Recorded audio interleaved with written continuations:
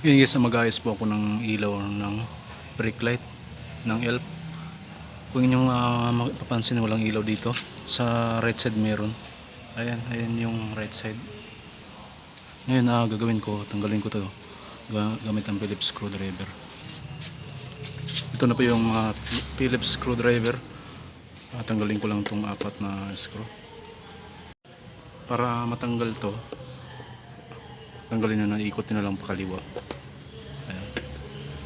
Or ikot nyo counterclockwise hanggang sa matanggal. Ganoon din sa ibang screw, ganoon din gawin nyo.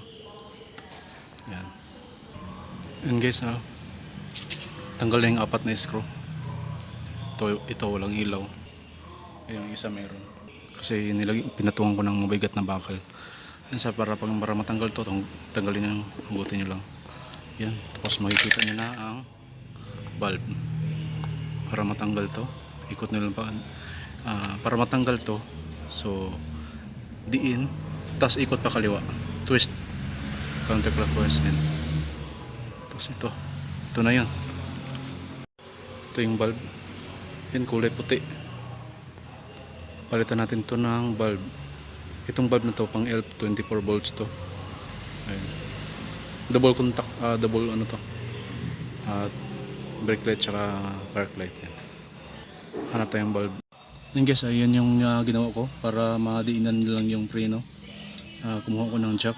Halimbawa wala kayong kasama, kailangan mag-isa yun, para malaman nyo lang kung may ilaw yung mga brake light nyo. Ayan. Yan guys, mayroon akong nabiling bulb. Lagyan natin dito. So may ano dyan sa gilid, kanal, parang kanal nya, doon nyo to i-shoot itong parang bukol na to. Anong ginagawa? Pumunta na ko eh.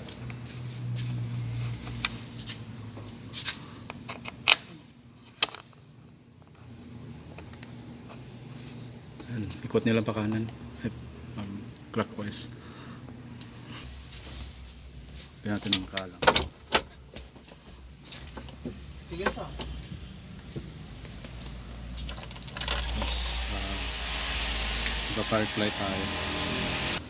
So ayun guys, umiilaw na. Ganon din yung sa kabila. Ngayon naman, tanggalin ko to.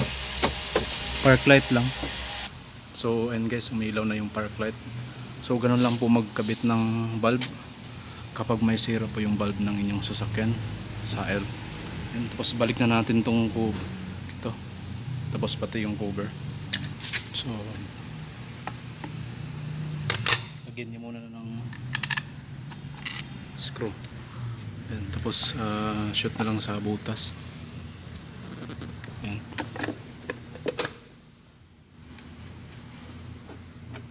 Tapos yung iba.